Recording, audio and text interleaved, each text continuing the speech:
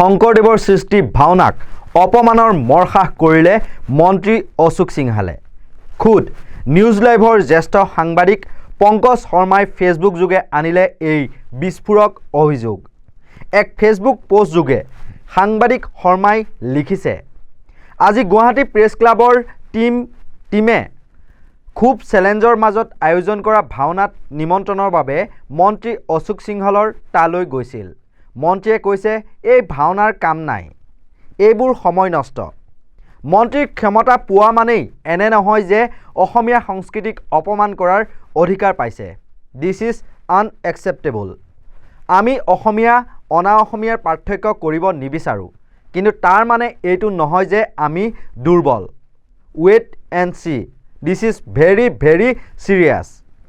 সাংবাদিকগৰাকীৰ এই মন্তব্যৰ পাছতেই এতিয়া চৌদিশে প্ৰতিক্ৰিয়াৰ সৃষ্টি হৈছে।